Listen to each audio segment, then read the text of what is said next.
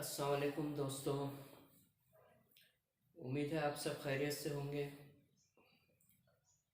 दोस्तों, मैं नए नए टॉपिक्स पे आप लोगों को आप लोगों के लिए वीडियो बनाता हूँ।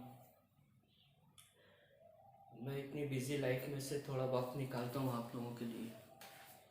आप लोगों से एक रिक्वेस्ट है, प्लीज़ मेरे चैनल को सब्सक्राइब करिए और लाइक करिए, शेयर करिए अगर मेरी बात पसंद आती है।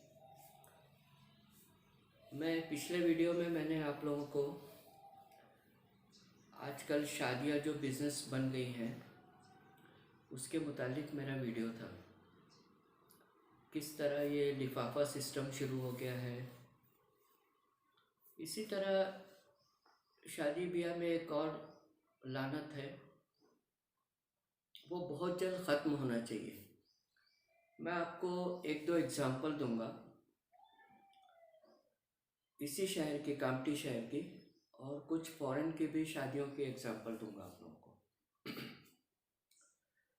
दोस्तों, आप सब जानते होंगे कि आजकल हमारे मुसलमानों में जहेज़ बहुत ज़्यादा आम हो गया है और बिना जहेज़ के कोई शादी नहीं हो रही है। पहले ये मारवाड़ी लोगों में, जैन लोगों में लेन देन का मामला चलता था, जहेज़ चलता था। फिर सुनने में आया था हैदराबाद में बहुत ज़्यादा जहेज़ लिया जाता है, कैश लिया जाता है, कार लिया जाता है। वो सारी चीज़ें धीरे धीरे पूरी इंडिया में फैल चुकी है और इस बुराई को हमें ख़त्म करना है। गरीब बच्चियों का शादी का बहुत बड़ा मसला है और आजकल आप लोग जानते हैं लोगों के पास रोज़गार नहीं है, महंगाई कुछ कहने की ज़रूरत नहीं। घर का खर्च 20,000 रुपये में भी नहीं होता आजकल, बड़ी मुश्किल से 20,000 रुपये में महीने का खर्च चलता है। जिनकी बड़ी फैमिली है उनका तो छोड़ दो। हमारे यहाँ एक घर का काम करने वाली लड़की थी जो काफ़ी बरसों से हमारे घर में काम करती है, बेवा लड़की। अभी रिसेंटली चंद महीनों पहले उसकी बहन की शादी हुई। अब आप देखिए, ये कोई वर्किंग क्लास नहीं है, इसके पास कोई जॉब नहीं है, इसके वालिदैन के पास कोई जॉब नहीं, खुद बेवा, बहन की शादी उसने किस तरह की मैं आपको बताना चाहता हूँ। एक एक सामान उसने इंस्टॉलमेंट पर उठाई, एक एक सामान। उसको मिलता क्या है, किसी घर से 2,000 मिलता है, कहीं से 1,500 रुपये मिलता है। बेचारी बर्तन धोना, झाड़ू पोछा करना, उसी में घर का खर्च चलाना, बच्चे को पालना, बच्चे को स्कूल भेजना, बच्चे की स्कूल की फीस। लेकिन आजकल के लड़के इतने बेशर्म हो चुके हैं, बेशर्म तो बहुत मतलब छोटा वर्ड है, मेरे ख्याल में तो नामर्द हो चुके हैं। जो इंसान अपनी बीवी को पाल नहीं सके, जो उसका खर्च नहीं उठा सके, उसको घर के फर्नीचर नहीं दे सके, उसको टीवी, फ्रिज, घर के बर्तन, बेड, सोफ़ा ना दे सके, उसको शादी करने का कोई हक नहीं है। ऐसे नामर्दों को घर बसाने का कोई हक नहीं। पहले मर्द बनो, इस लायक बनो कि बीवी बच्चों को पाल सकें, उसके बाद शादी करो। वालिदैन कैसे दे देते हैं ऐसे लोगों को, 10,000 15,000 रुपये कमाने वाले लड़कों को वालिदैन कैसे दे देते हैं। बच्ची बोझ तो नहीं होती, ठीक है, उसकी शादी करना बिल्कुल ज़रूरी है, लेकिन इसका ये मतलब नहीं कि ऐसे किसी को भी उठाए और ऐसे लालची लोगों को दे दे जो गरीबों को नहीं बख्श रहे, जो यतीमों को, बेवाओं को नहीं बख्श रहे।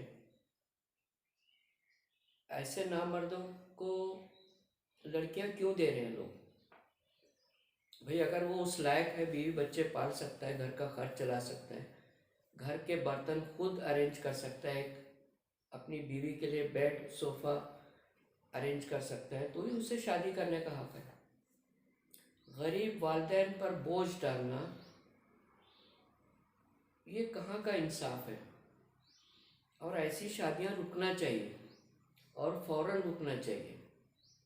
अभी बताओ, वो जो घर में काम करने वाली लड़की ने अपनी बहन की शादी के लिए इनसे उनसे कर्ज लिया, इंस्टॉलमेंट पे उसने पूरा सोफ़ा पलंग सारे घर के सामान, अब तो वॉशिंग मशीन भी चाहिए, टीवी भी चाहिए, मोटरसाइकिल भी चाहिए, दुनिया की चीज़ें चाहिए, तो फिर तुम किस लिए हो भाई? तुम किस लिए हो? तुम मर्द कहलाने के लायक ही नहीं हो।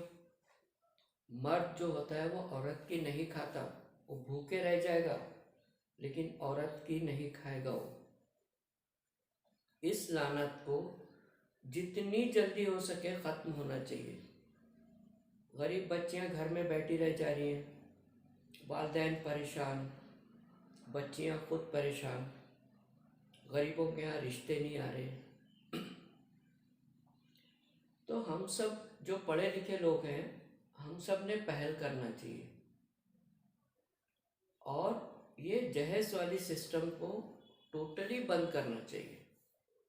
भाई लड़की को खाली हाथ लेकर आओ इज्जत के साथ और उसको सारी चीज़ें दो तुम।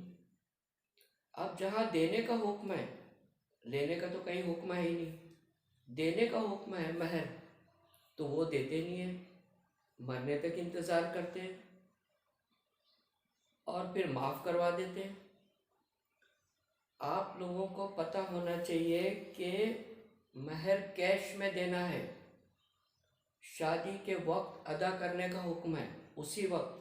सारी अरब कंट्रीज़ में मेरा एक दोस्त था अहमद, लिबनान का, वो मेरे साथ दुबई में सर्विस करता था। 35 ईयर्स हो गई थी उसकी एज। मैंने बोला अहमद आपकी शादी क्यों नहीं हुई अभी तक?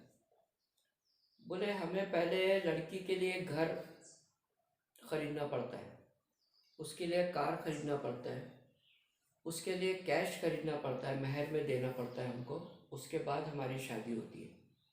अब बताइए, वो लोग पहले सारी चीज़ें अपने पैसों से अपनी मेहनत से जमा करते, उसके बाद शादी करते।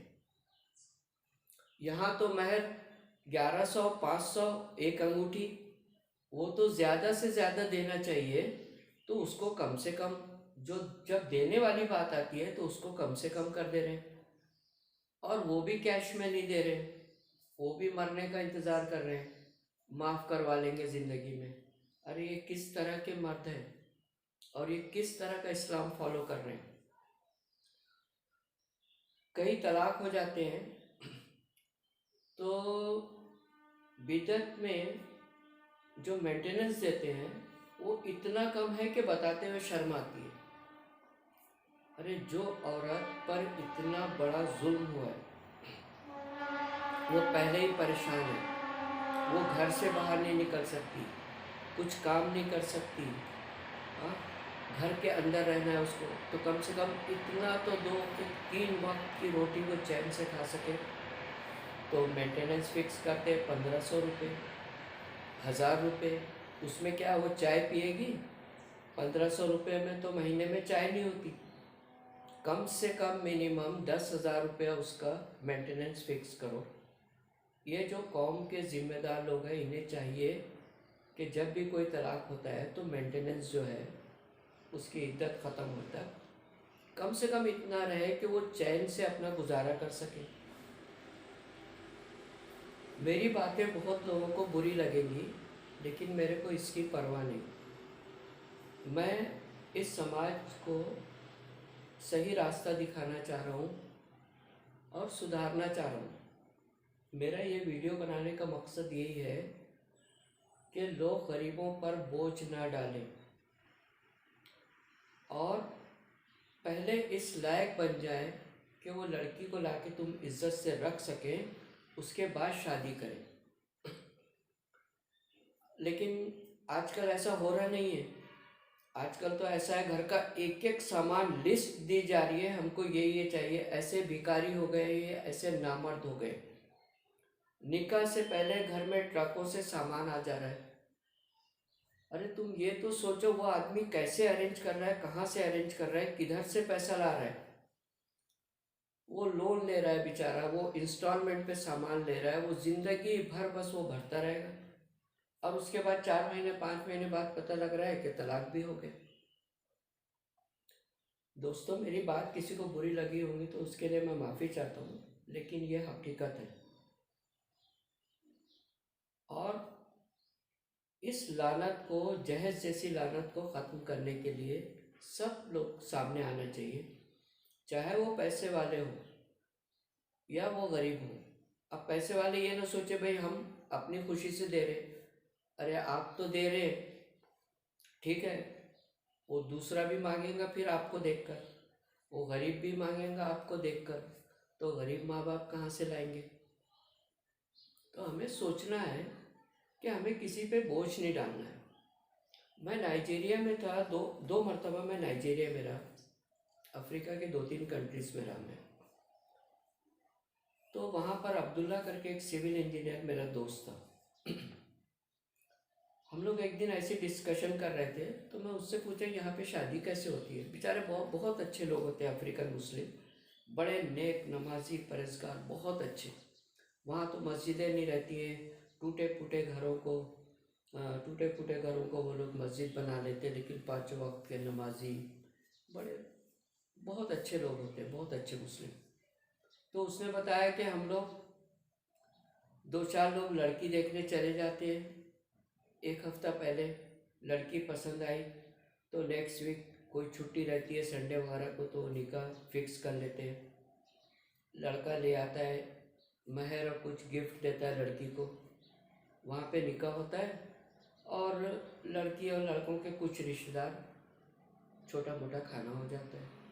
तो ये इस्लामिक तरीका है और ये सही तरीका है, यही हम लोगों को भी फॉलो करना चाहिए, ताकि सारी बच्चियों की शादी आसानी से हो जाए, किसी गरीब माँ बाप के ऊपर कोई बोझ ना बने, उसे शर्मिंदगी ना हो, ना उसे कर्ज लेना पड़े। दोस्तों, अगर मेरा वीडियो पसंद आया हो तो प्लीज़ एक लाइक करें, सब्सक्राइब करें मेरे चैनल को, और इसे प्लीज़ शेयर करें। अस्सलाम वालेकुम।